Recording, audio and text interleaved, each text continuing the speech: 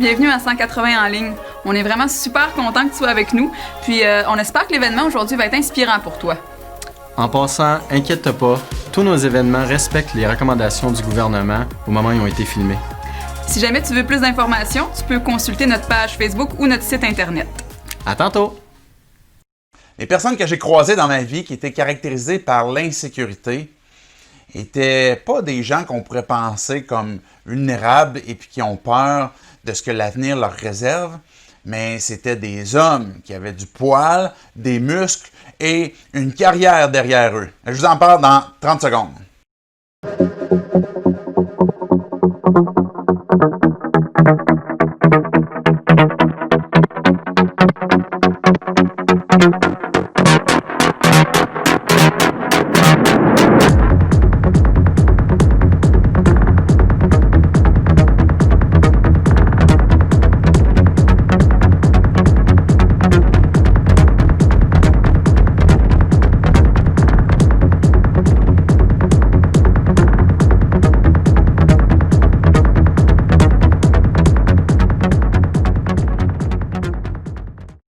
Salut 180, j'espère que vous allez bien. Bienvenue à ceux qui se joignent à nous pour la première fois. Je m'appelle David, je suis pasteur de l'Église.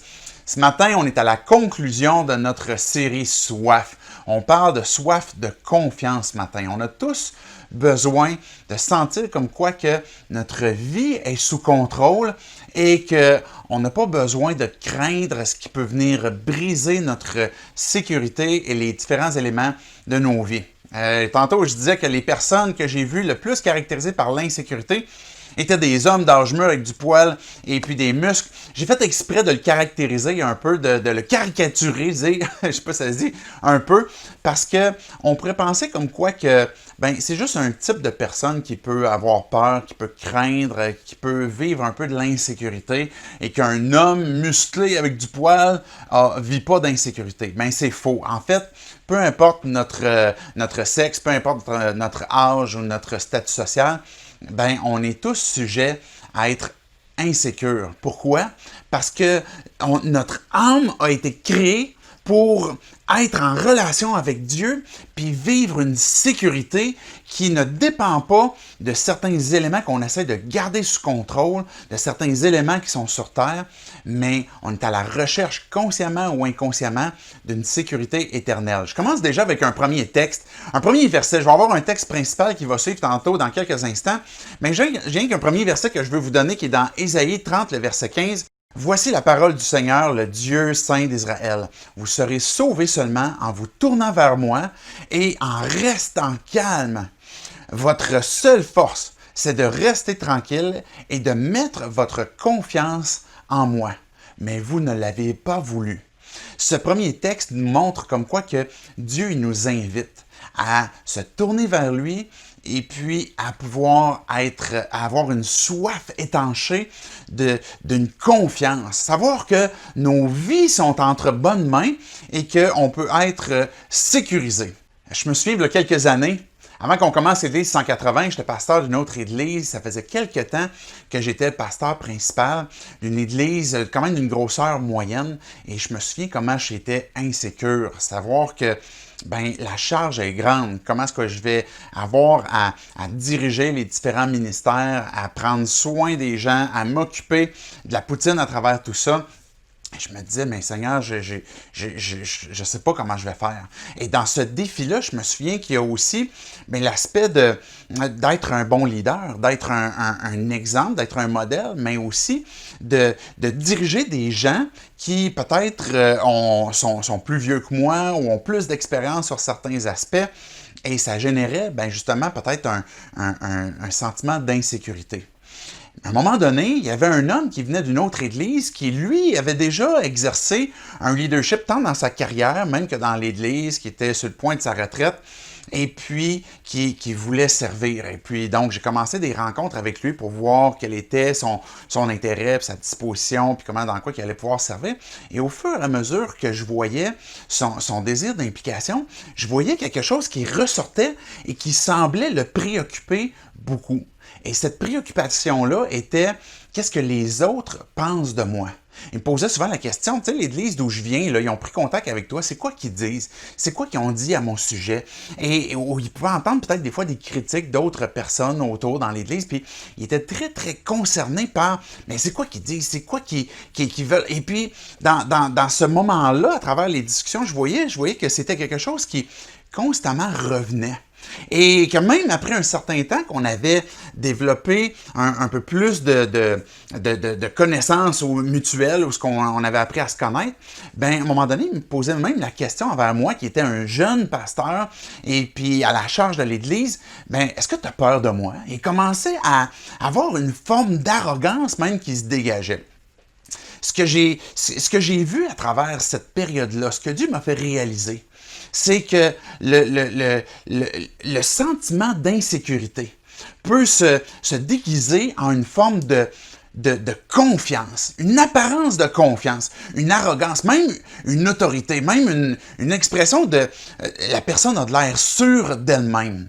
Mais ça m'a fait prendre conscience, pas juste que je veux pointer le doigt pour dire « OK, ce comportement-là est pas bon », mais ça m'a fait réaliser que, dans le fond, on est tous concernés par l'insécurité. Et la façon qu'on va l'exprimer va être différente d'une personne à l'autre. Et je pourrais avoir une apparence d'autorité, de confiance, mais en même temps une forme peut-être d'arrogance, puis un désir de contrôle, et puis de main ferme sur les gens, puis de dureté. Mais derrière ça peut se cacher l'insécurité. Comment est-ce qu'on va réagir dans notre perception de nous-mêmes, de notre caractère, puis de notre apparence? Ça peut être la comparaison. On se compare avec d'autres. Je suis dans un département, un travail, et il y a un nouveau qui arrive qui semble être plus performant que moi, plus de skills que moi, et là, je me mets à me comparer, puis là, j'ai peur pour ma sécurité d'emploi peut-être. J'ai peur qu'il va me shifter, ou peut-être que je suis un entrepreneur, et puis que j'ai commencé ma business, et puis finalement, dans le même quartier, arrive un concurrent ou quelqu'un qui a un créneau similaire, et là, tout d'un coup, il y a une sécurité où j'ai peur, je vais-tu me faire couper l'herbe en dessous du pied? Ça peut être, tu viens d'avoir un enfant, et là, tout d'un coup, tu sens comme quoi que tu as une direction à donner, tu as une protection à donner sur un enfant, et là, tu te sens toi-même insécure. Est-ce que tu vas faire la bonne chose? Est-ce que tu vas avoir la bonne approche? Est-ce que tu vas être un bon parent? Ou tu viens de te marier, puis est-ce que tu vas en prendre soin comme il faut de ton mari, de ta femme? Donc, toutes ces questions-là sont des éléments comme quoi que ça peut nous amener à se comparer avec les autres et qu'on évalue qui nous sommes, et puis tout d'un coup, on perd notre paix d'esprit, notre confiance, notre qualité de vie, parce que l'insécurité est en train de s'immiscer, est en train d'entrer dans nos cœurs. Et des circonstances, comme on a parlé, que ce soit la santé, parce que tu arrives au bout des ressources de ce que la médecine peut offrir, mais qu'est-ce qui reste après? On a différentes réactions quand on commence à se sentir insécure. On va vouloir se sécuriser dans peut-être un rôle qu'on est en train de jouer, peut-être une relation que l'on a. Je vais peut-être vouloir me sécuriser dans mon fonds de pension, dans l'argent que j'ai. Je vais peut-être vouloir me sécuriser dans une fonction que je vais jouer. Je vais vouloir me sécuriser peut-être dans quelque chose que je contrôle, quelque chose que je maîtrise. Et la question qu'on doit se poser, la question que je veux t'inviter à te poser ce matin, c'est là où tu vas chercher à trouver une sécurité, là où est-ce que tu vas chercher à étancher ta soif de confiance, de paix pour garder cette qualité de vie. Est-ce que c'est la place qui va pouvoir étancher ta soif d'une façon complète, d'une façon satisfaisante? C'est la question qu'on doit se poser par rapport à la sécurité. Si je me sens insécure, mais où je vais aller puiser pour vraiment trouver une sécurité qui est satisfaisante, si c'est quelque chose que mon âme a. Et comme on voyait tantôt dans Ésaïe, ben, l'invitation que Dieu nous fait. Ce que Dieu veut nous amener à nous faire comprendre, c'est, il nous dit, you, je suis là, tournez-vous vers moi. Et puis, soyez calme, soyez dans la tranquillité. C'est là qu'elle va être votre force. Et dans le psaume 91, je vous invite à tourner avec moi, c'est le texte principal qu'on va voir ce matin. Dans ce psaume-là, c'est le texte clé pour parler de la sécurité. Donc, on commence déjà avec le premier verset. Je vais prendre le temps de vous expliquer au fur et à mesure parce qu'après ça, à la conclusion, je vais vous apporter 3 applications concrètes pour que vous puissiez découvrir, apprécier cette sécurité que l'on a dans la présence de Dieu. La vérité qu'on doit comprendre, juste avant que je me mette à lire, c'est que souvent, on va chercher à se débarrasser du sentiment d'insécurité. Puis on va chercher à comme, bon, OK, il faut que j'arrête de m'en faire sur ce que les gens pensent de moi. Il faut que j'arrête de m'en faire sur est-ce que j'ai moins de skills que l'autre. Il faut que j'arrête de m'en faire sur l'autre entrepreneur qui peut-être sa business va mieux rouler que la mienne. Il faut que j'arrête de m'en faire que les gens comparent les enfants de mes enfants avec ceux de mes voisins, peu importe. Et on va mettre les efforts à comme, ben, il faut que j'arrête d'avoir ce sentiment-là et puis d'insécurité parce que je veux vivre dans la sécurité. Mais ça réussira jamais parce que constamment, l'insécurité va revenir. Mais la vérité qu'on doit comprendre, c'est que si on n'arrive pas à chasser le sentiment d'insécurité, mais quand on est dans la présence de Dieu, ce que Dieu nous invite à faire, mais dans la présence de Dieu, l'insécurité est dissipée complètement. L'insécurité disparaît complètement. Donc l'effort n'est pas de « je veux chasser ce sentiment-là », mais je veux m'approcher de toi, Dieu, et quand que je suis dans la présence de Dieu, c'est là que, justement, je vais vivre une liberté et que ma soif d'avoir une paix, que d'avoir une confiance va être étanchée. Regardez le premier verset, ça dit « Celui qui habite sous l'abri du Très-Haut repose à l'abri du Tout-Puissant ». Dans le fond, ce texte-là, c'est un texte qui va apporter justement une couleur très poétique. Il va y avoir des termes qui vont être donnés qui sont très à l'époque de Moïse, qui sont très révélateurs de la vie qu'ils ont sur terre, etc. Mais ce qu'il faut comprendre quand on lit un psaume comme celui-là, c'est qu'il y a un style littéraire. On doit avoir une approche littéraire, c'est-à-dire que ce qu'on va lire va nous porter à voir les principes ou les réalités terrestres pour nous amener à apprécier les réalités spirituelles, les réalités où notre âme a un besoin profond. On va voir que, tu dégages des pièges de l'oiseleur, etc. On va voir ça dans un instant. Mais il faut comprendre que c'est qui est pris aujourd'hui dans un piège de l'oiseleur. C'est comme, il n'y a plus personne qui va comme pêcher des oiseaux aujourd'hui, là. Fait que ça n'existe plus, ou la flèche. Il faut comprendre comme quoi que ces réalités-là qui sont terrestres doivent nous amener aux vérités, aux réalités qui sont spirituelles de notre âme pour qu'on puisse, avec notre âme et tout notre être, mais s'approcher de Dieu. Donc, quand le texte va nous dire, par exemple, celui qui habite à l'abri du Très-Haut repose à l'ombre du Tout-Puissant, c'est déjà l'invitation comme quoi que Dieu déclare, si tu es à l'abri, si tu es avec moi et que tu t'es tourné vers moi, comme ce qu'on voyait tantôt dans Ésaïe 35, que quand on se tourne vers lui, on est à l'abri et pas de n'importe qui. Et c'est pour ça que je voulais prendre le temps d'expliquer ce tout premier verset, à l'abri du Tout-Puissant. Celui en qui on peut avoir une confiance que tu es entre bonnes mains, tu es à l'abri. Et regardez, on va lire la suite du texte, les versets 2 à 8. Ça dit, « Je dis à l'Éternel, tu es mon refuge et ma forteresse, mon Dieu en qui je me confie. Oui, c'est lui qui te délivre du piège de l'oiseleur et de la peste dévastatrice, et te couvrira de ses ailes, et tu trouveras un refuge sous son plumage. Sa fidélité est un bouclier et une cuirasse. Tu ne redouteras ni les terreurs de la nuit, ni la flèche qui vole durant le jour, ni la peste qui rôde dans les ténèbres, ni le fléau qui frappe en plein midi. Si 1000 tombent à côté de toi et 10 000 à ta droite, tu ne seras pas atteint. Ouvre seulement les yeux et tu verras la punition des méchants. » Ce que Dieu est en train de nous communiquer.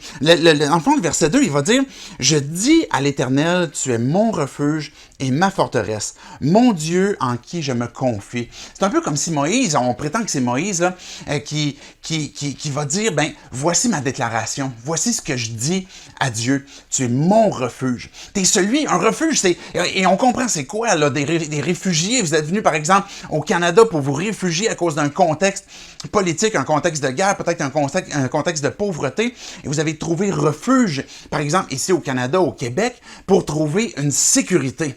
Et quand que Dieu est en train de nous dire, fais de moi ton refuge, c'est qu'il nous invite à, je veux déclarer Dieu que c'est en toi que je vais trouver ma sécurité, c'est à toi que je vais aller, à partir de l'instant l'instant que je sens une insécurité, c'est vers toi que je vais aller. Parce que tu es mon refuge. Il va poursuivre en disant, tu es ma forteresse. Justement, ce Dieu tout-puissant qui nous entoure et puis qui nous protège et qui fait que ton âme ne sera jamais affectée à partir du moment où tu l'as placé entre les mains de Dieu. Jésus l'a dit lui-même, il n'y a personne qui va ravir les brebis de sa main.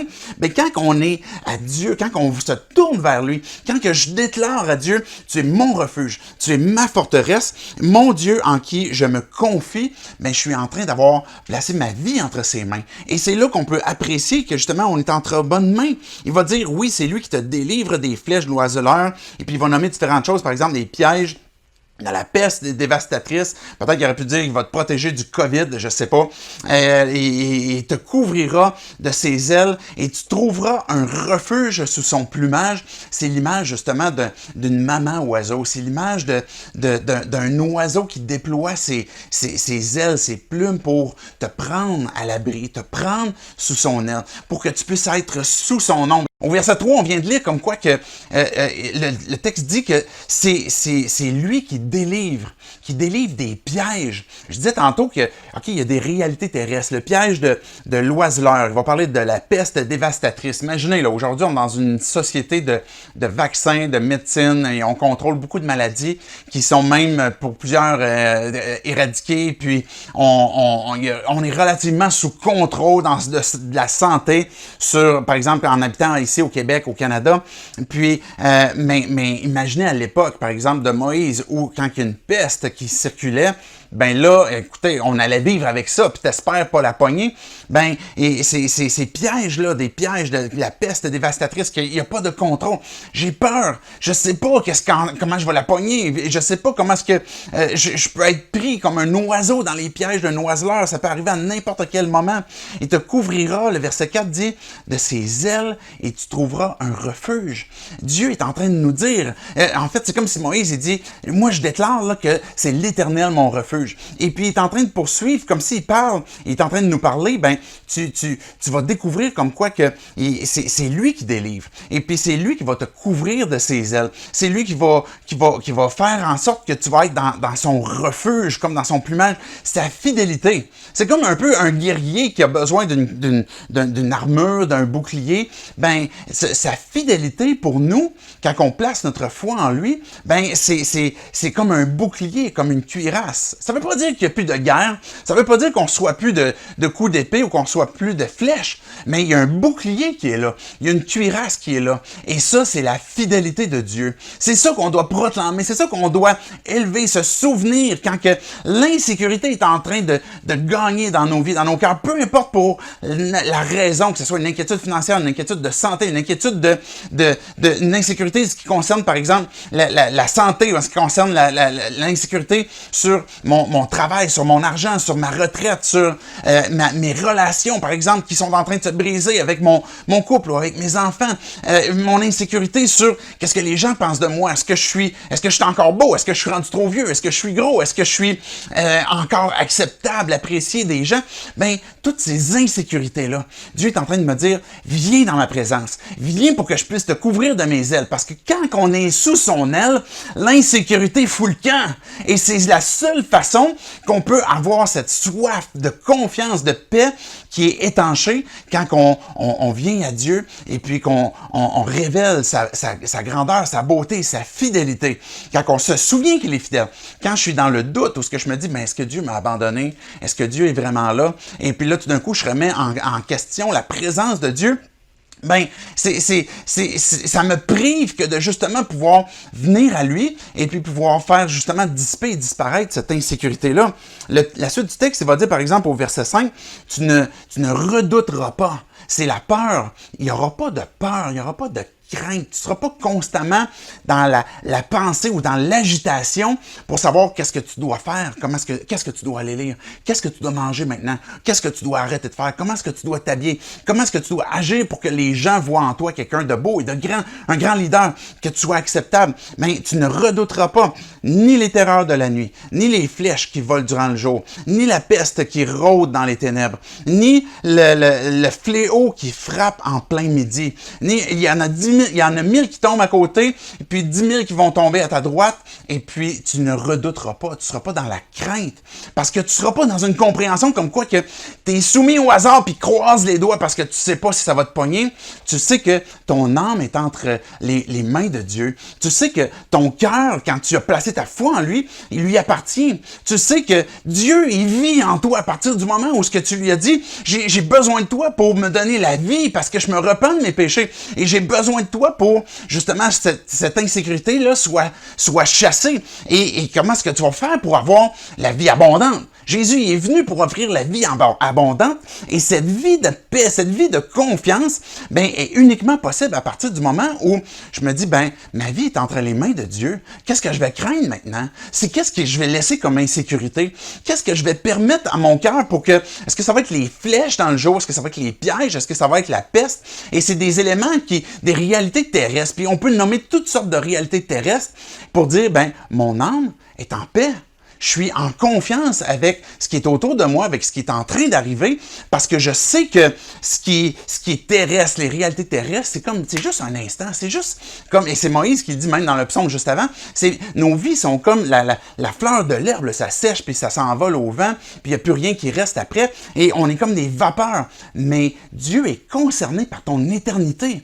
Et c'est dans ça que Dieu, il t'invite à considérer comme quoi que déjà, ton éternité, quand que tu réalises qu'elle est sécurisée entre les mains de Dieu et que tu peux, à chaque instant de ta vie, même dans tes réalités terrestres, même s'ils sont momentanés, même si c'est terrestre, que tu peux aller à lui pour découvrir la sécurité, déjà là, tu vas saisir cette vie que Dieu veut te donner, cette vie abondante pour laquelle Jésus est venu, puis il a dit, ceux qui placent leur foi en moi, puis qui deviennent mes enfants, qui deviennent mes brebis, ils vont avoir la vie abondante. Et ça ne veut pas nécessairement dire que là, maintenant, tu as une BM, puis tu as une grosse maison, puis tu es riche à l'infini, et puis tu vieilliras jamais.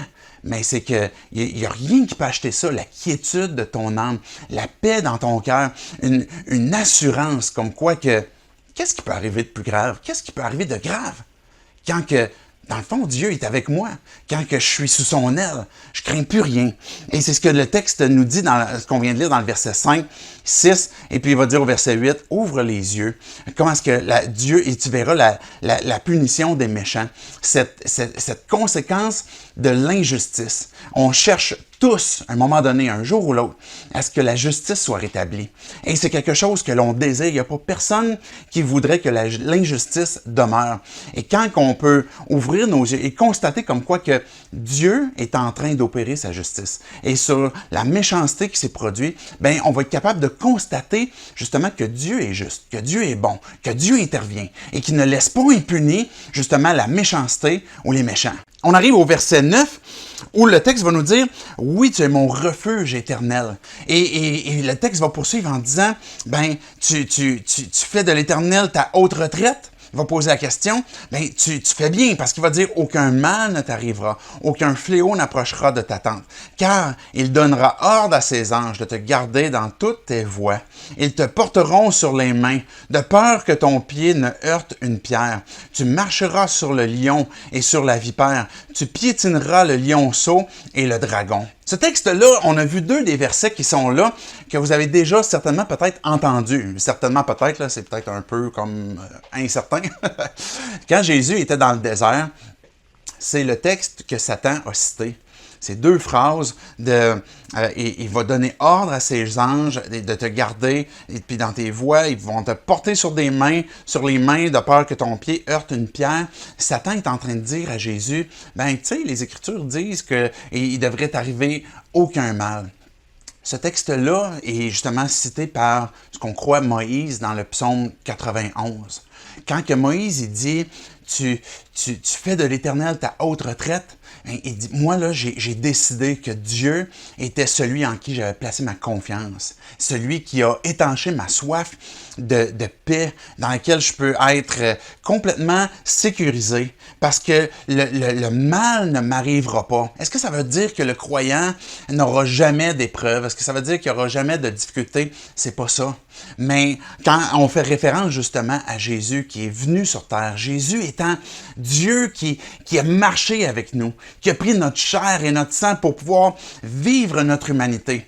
Puis en vivant parfaitement, de pouvoir aller jusqu'à la croix pour livrer sa vie en sacrifice, pour pouvoir que notre vie soit renouvelée, pour qu'on puisse obtenir cette vie, cette réconciliation avec Dieu. Mais non seulement ça, mais pour qu'après ça, une fois que Jésus a donné sa vie sur la croix, qu'il est mort pour me donner sa vie, puis me pardonner de mes péchés, puis que j'ai placé ma foi en lui, parce que j'ai dit maintenant, ma sécurité, c'est en toi que je la place. C'est pas dans les choses terrestres, mais ta vie est entre ses mains. Il n'y a aucun mal qui peut t'arriver. Jésus a dit lui-même, ne craignez pas ceux qui tuent le corps. Mais comment ça? Ça veut dire qu'on pourrait même être mort, on pourrait se faire tuer par exemple, à cause de notre foi. Puis Jésus, il dit, craignez pas ceux qui tuent le corps. Parce que dans le fond, ça nous ramène encore à une autre perspective, qui est la perspective éternelle, qui est réellement la vie, qui est réellement cette vie que Dieu me donne,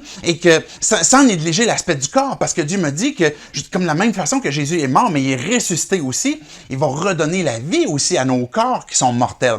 Donc, ma vie, même si sur terre, il y a des malheurs qui nous arrivent, même si sur terre, il y a des difficultés qui nous arrivent, mais c'est quoi le pire qui peut arriver? Moïse, il nous dit dans le psaume 91, ma sécurité, mon âme est entre ses mains. Il n'y a aucun mal qui va t'arriver. Et puis, le plan que Dieu a prévu pour toi, il va diriger tes pas. Parce que ce texte-là qui a été cité pour Jésus est vrai aussi pour toi. Il va envoyer ses anges pour pouvoir accomplir son plan et pouvoir accomplir les choses qui se produisent. Et même s'il y a des difficultés que, selon nos yeux humains, on peut vivre, qui est lié à la santé, qui est lié, par exemple, à un rejet, qui est lié à certaines tragédies, mais je peux encore dire, mais Dieu, je ne sais pas pourquoi ces choses-là se sont produites, mais je sais que ton plan est en train de s'exécuter dans ma vie, et je continue, et je renouvelle encore une fois ma confiance en toi, parce que je crains rien, parce que je suis sécure dans ta main, parce que mon âme est sécurisée pour l'éternité dans ta présence, Dieu. Et tout cela à cause du sacrifice de Christ.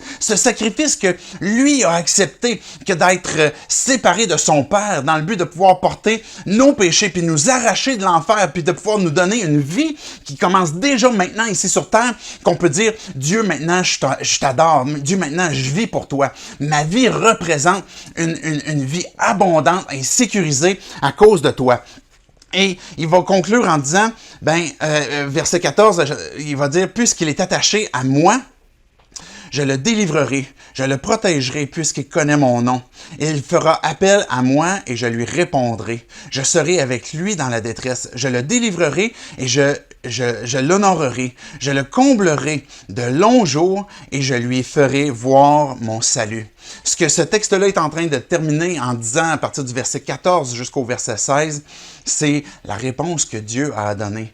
Puisqu'il s'est attaché à moi, l'invitation que Dieu nous fait, qu'on voyait tantôt dans Isaïe 30, tourne-toi vers moi et puis place ta confiance en moi. Reste calme. Et profite de la vie que tu peux avoir en moi. Et la réponse que Dieu y donne, c'est « Je délivrerai, je protégerai, parce qu'il connaît mon nom. Tu vas faire appel à moi, puis je vais répondre. Je serai avec toi dans la détresse. Je vais être là quand ça va être difficile. Tu n'as pas à craindre, tu n'as pas à avoir peur. Je vais être présent avec toi, je vais t'accompagner. Je vais te combler de longs jours. Je vais te donner cette vie. Non seulement que, oui, Dieu peut donner une longue vie sur terre, une longue vie dans la paix où il y a différentes bénédictions que Dieu peut donner sur terre, mais cette réalité terrestre nous emmène à pointer vers une réalité céleste et spirituelle c'est une longue vie abondante dans la présence de Dieu pour l'éternité qui s'appelle la vie éternelle, qui commence déjà. Et il fera appel et je lui ferai voir mon salut. Quand on va appeler à Dieu, il va répondre aussi. Ça, c'est la réponse que Dieu fait. L'invitation que Dieu, il nous donne encore ce matin, que tu vis toutes sortes de choses qui peuvent amener de l'insécurité. Et où tu vas aller t'abreuver? De quelle façon est-ce que tu vas chercher à sécuriser ce que peut-être tu crois être menacé qui peut venir t'enlever? Est-ce que tu crois que ton identité, ta valeur, le rôle que tu as, le fait que tu sois aimé, le fait que tu as une utilité sur terre, même pour le plan de Dieu, que c'est pas à toi à constamment chercher à contrôler ces éléments-là. Mais l'invitation, c'est Dieu nous dit, viens à moi. Viens à moi, place ta foi en moi, tourne-toi vers moi, lève les mains vers moi, vis avec moi. Et puis quand que tu vas être dans ma présence, l'insécurité va s'en aller, l'insécurité va disparaître. Ce psaume-là, il nous dit qu'il n'y a pas meilleure place que dans les bras du Seigneur pour être en sécurité, parce qu'on est entre bonnes mains. Dieu, c'est un refuge auquel, dans chaque circonstance, tu peux retourner, tu peux habiter, tu peux t'abriter, tu peux demander à Dieu qui te couvre de son aile pour te donner sa protection. Tu peux trouver justement cette puissance que peut-être que toi, tu n'as plus la force, mais que tu t'abrites dans ce refuge à l'abri du Très-Haut, du Tout-Puissant, mais qu'il a cette capacité, ce contrôle sur nos vies. En conclusion, je veux, pour concrètement, comment appliquer s'approcher de Dieu, avec ce texte qu'on vient de voir, ça demande de l'ouverture. Ça demande de l'ouverture. L'ouverture sur 3 choses. La première chose, on voyait dans le fond au verset 2, puis on le revoit aussi au verset 9. Le texte, j'ai dit au verset 2, « Je dis à l'Éternel, tu es mon refuge et ma forteresse, mon Dieu en qui je me confie. » Et il va dire au verset 9, « Oui, tu es mon refuge éternel. » La première chose que tu dois ouvrir, c'est ta bouche pour déclarer, pour dire à Dieu. Et si tu ne l'as jamais fait, c'est le bon temps de dire, mais Dieu, tu m'invites à me joindre à toi. Et je veux me tourner vers toi. Se tourner vers Dieu, c'est le mot qu'on emploie, repentance. C'est abandonner notre vie pour dire, j'essaie de contrôler les différents aspects de ma vie. J'essaie de me sécuriser, puis j'y arrive pas. Et Dieu, je réalise que le mal que j'ai fait, le mal que je continue de faire, le mal que j'ai fait envers mon prochain, même que je fais dans mes pensées, je reconnais que c'est contre toi. Je suis séparé de toi. J'ai besoin de retrouver la raison pour laquelle j'ai été créé, c'est pour être en relation avec toi et puis de trouver cette sécurité en toi pour l'éternité à partir de maintenant. Mais tu as besoin de te repentir et de dire, j'abandonne ma vie, Dieu. Je t'abandonne ma vie. À partir de maintenant, je veux que tu puisses me sauver, faire de moi ton enfant. Et puis que si tu as déjà placé ta foi en Dieu, mais c'est d'ouvrir ta bouche pour continuer de déclarer ta foi. Dieu, c'est toi que je veux suivre. Dieu, c'est toi mon refuge. Dans des moments d'insécurité, dans des moments de stress, d'inquiétude, d'anxiété, fais-le, ouvre ta bouche. Dieu, il dit qu'on a besoin de déclarer, on a besoin de chanter. Le fait d'adorer Dieu, c'est une expression que quand on le place sur notre langue puis qu'on est en train d'affirmer les vérités, ben on est en train de saisir cette vie, on est en train de concrétiser la foi. Dieu lui-même, il dit par exemple ben, que c'est par la repentance du cœur qu'on est sauvé, mais aussi en confessant de la bouche. Donc c'est la même chose, encore une fois, tu as besoin de déclarer Dieu, c'est toi. Exactement comme ce que l'auteur le dit, si c'est Moïse, ben oui, tu es mon refuge et ma forteresse. Et ça peut se faire dans des moments justement où tu es avec Dieu, tu es dans l'ascenseur, tu es dans ton auto, tu es en prière le matin avant de partir au travail ou le soir avant de te coucher parce que tu es dans l'insécurité ou parce que tu as besoin d'affirmer à Dieu, mais fais-le. Tu peux le faire en prière, tu peux le faire en adoration, dans des chants, tu peux le faire tout simplement, mais Dieu, c'est toi qui me donne la sécurité. Et là, tout d'un coup, tu es en train de déclarer à ta vie, tu es en train de déclarer même à ton âme, comme quoi que ta sécurité, elle est en lui. Et tu peux même poursuivre en disant, ben, je déclare que ma foi est en toi, Dieu, et que je renonce par exemple, à vouloir me réfugier dans un contrôle de relations, un contrôle d'argent, un contrôle de santé, un contrôle de quoi que ce soit dans lequel je suis en train de m'épuiser, et puis que je ne suis pas en train de trouver une quiétude ou une paix d'esprit, où je suis en train d'être dans la confiance, mais je suis en train de m'épuiser. Et tu peux confesser, justement. Mais la deuxième chose que tu peux ouvrir, ben, c'est les yeux. Il le dit aussi au verset, dans le chapitre 91 des psaumes, ben, il va le dire au verset 8, ouvre seulement les yeux pour voir la punition des méchants.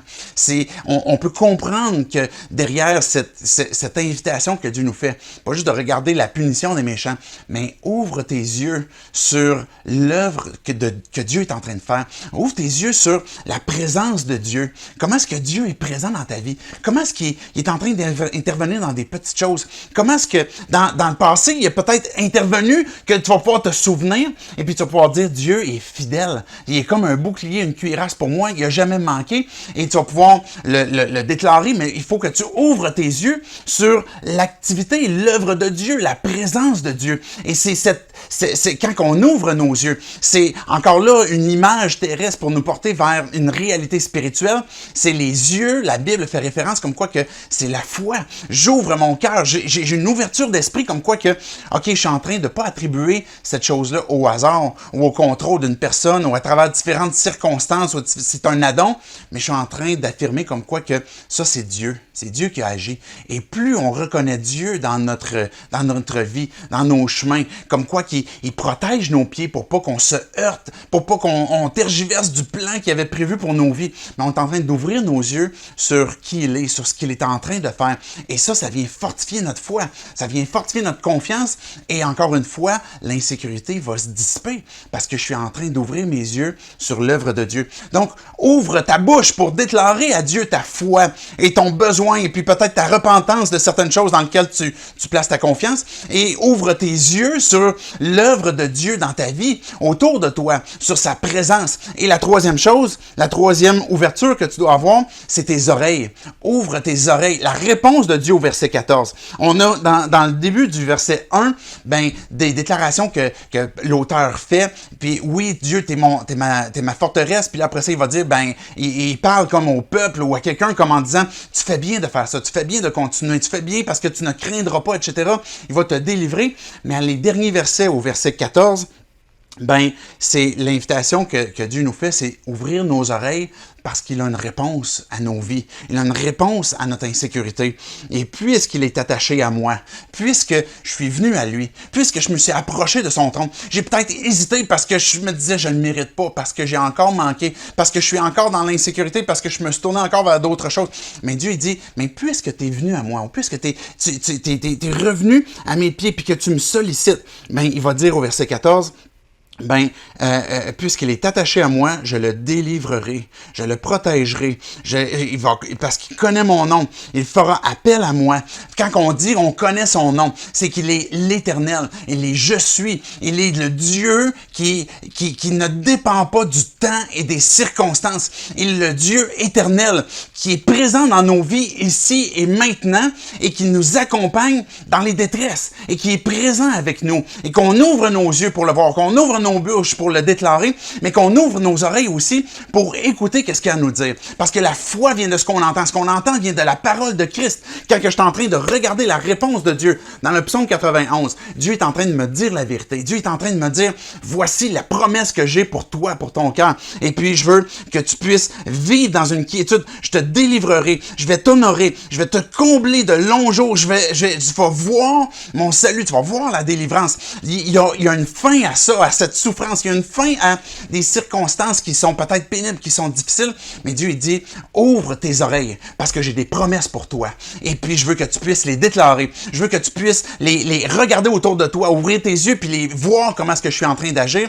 Et puis, que je veux honorer ce que j'ai dit. Et pour ça, pour ouvrir nos oreilles, on a besoin de regarder qu'est-ce que Dieu a à nous dire, de lire sa parole, de la serrer dans nos cœurs, de la découvrir de plus en plus et d'écouter aussi, qu'est-ce que l'Esprit te dit, qu'est-ce que la communauté, comment est-ce que Dieu, à travers la communauté, est en train de te parler aussi. On a besoin d'ouvrir nos oreilles pour comprendre la parole, la promesse de Dieu et puis dire, ma vie maintenant, Dieu, elle est sécurisée à cause de toi parce que je te crois sur parole. Ma vie est entre tes mains, je suis sécure, je peux avoir cette vie dans la paix, dans la quiétude parce que justement, je suis dans la sécurité. Et peu importe ce qui va se produire, peu importe ce qui va arriver, quand que je vais revivre de l'insécurité, quand je vais revivre de l'inquiétude, à cause de ce que les gens pensent de moi, à cause de certaines circonstances qui sont difficiles, à cause que j'ai peur de ne pas être un bon leader, parce que Dieu m'a appelé à une chose, parce que j'ai peur de ne pas être un bon parent, parce que j'ai peur de...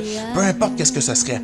Mais Dieu, je suis encore dans cette circonstance-là, mais je te fais confiance. Et puis, je déclare que Dieu, c'est toi qui es mon abri. C'est en toi que je vais me réfugier. Je crains rien. Je rouvre mes yeux à savoir comment est-ce que tu agis dans ma vie pour la constater, parce que tu es présent, et j'ouvre mes oreilles aussi parce que tu me parles, parce que tu me donnes des promesses, et ta parole, elle est puissante, elle ne se change pas, et puis elle va s'accomplir dans ma vie. C'est ce qu'on a besoin de déclarer et de pouvoir dire à Dieu, Dieu, à cause de ces vérités, à cause de cette sécurité-là, parce que tu m'as sauvé, parce que tu m'as justifié, parce que je suis saint en toi, parce que tu m'as pardonné complètement. Mais maintenant, je veux t'adorer, je veux vivre pour toi. Et la raison pour laquelle maintenant je suis libre d'esprit, puis que ma vie est entre bonnes mains, puis que je suis confiant, mais je veux pouvoir le déclarer, je veux pouvoir en être un témoin, je veux pouvoir inviter les gens autour de moi à se joindre à ça pour qu'ils puissent eux aussi découvrir la vie à travers ce que Dieu est en train de me montrer puis qui est en train de révéler aussi dans ma vie. Tu es vie et amour, tu brilles dans les ténèbres, tu restaures de l'espoir à tous les cœurs brisés. Dieu, tu es grand, tu nous donnes la vie. Voici notre louange, tu nous donnes la vie. Voici notre louange pour toi.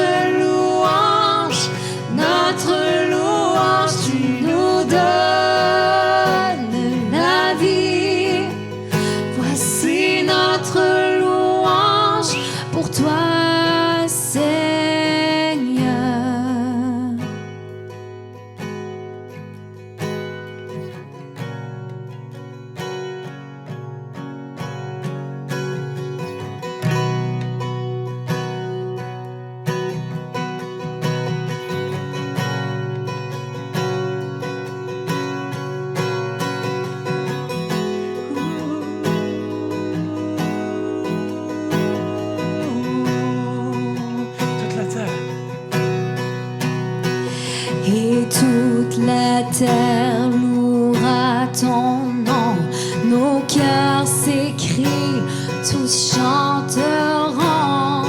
Dieu, tu es grand,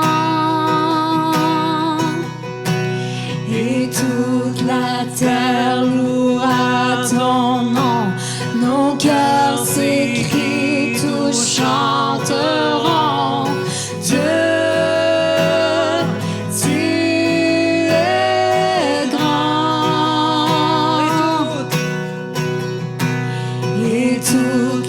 Terre louera ton nom, nos cœurs s'écrient, tous chanteront. Dieu, tu es grand, tu nous donnes la vie. Voici notre louange, tu nous donnes.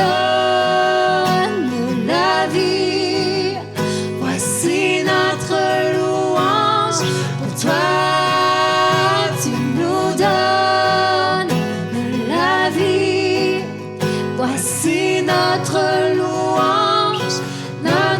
louange, tu nous donnes la vie. Voici notre louange pour toi, Seigneur.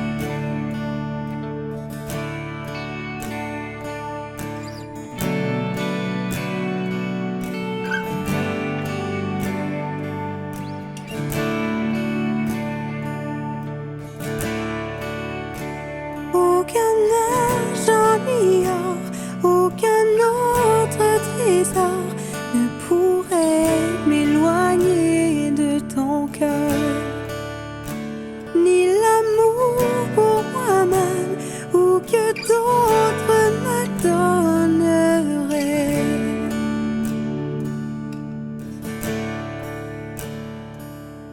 Jésus, rien n'est semblable à ta grâce qui m'a sauvé.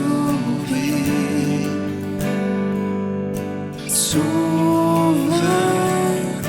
je te recherche aujourd'hui et à jamais.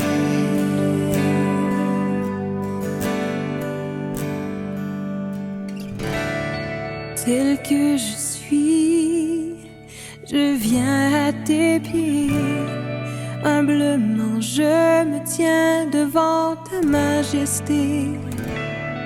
En toi je sais que j'ai tout trouvé.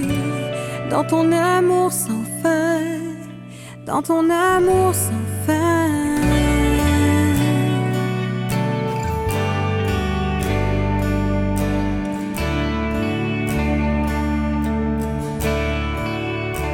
Délaissant mon orgueil, j'abandonne mes désirs, t'adore en esprit, en vérité.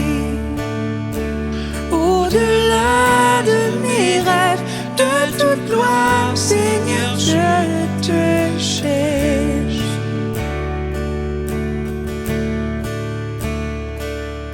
Jésus, rien n'est semblable à ta grâce qui m'a sauvé.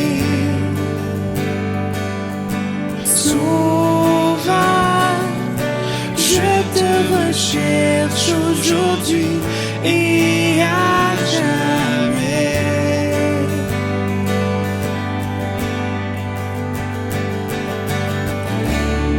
Tel que je suis, je viens à tes pieds. Humblement je me tiens devant ta majesté. En toi je sais que j'ai tout trouvé. Dans ton amour sans fin, dans ton amour sans fin. Tel que je suis, je viens à tes pieds. Humblement je me tiens devant ta majesté. En toi je sais que j'ai tout trouvé. Dans ton amour sans fin, dans ton amour sans fin. Oh, oh, oh. Dans ton amour sans fin, j'ai tout trouvé.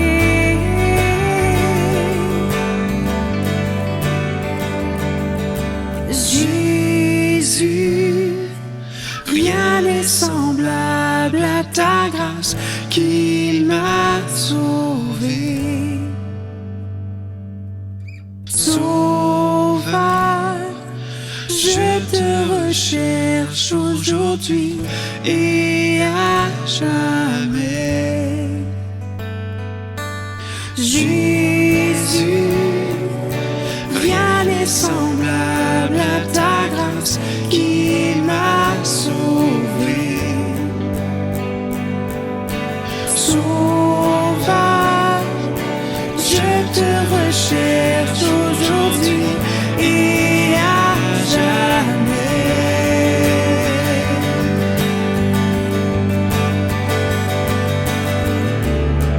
Tel que je suis, je viens à tes pieds. Humblement je me tiens devant ta majesté.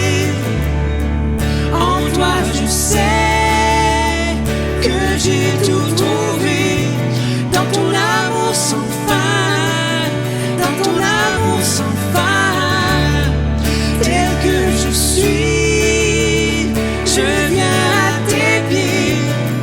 Humblement je me tiens devant ta majesté.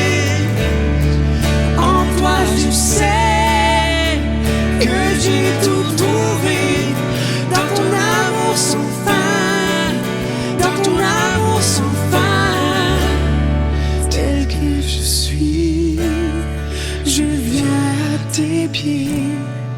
Humblement je me tiens devant ta majesté. En toi je sais que j'ai tout trouvé. Dans ton amour sans fin, dans ton amour sans fin.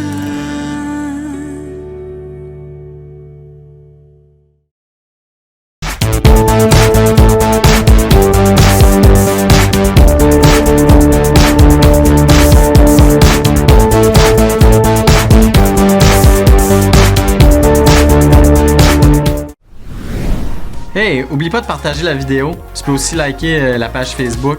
La majorité de nos informations passent par là. Puis si jamais tu as des questions, que tu veux en savoir plus sur Jésus, tu as peut-être besoin de prière ou besoin d'aide, ben contacte-nous. N'hésite pas. Merci d'avoir été là. À la prochaine!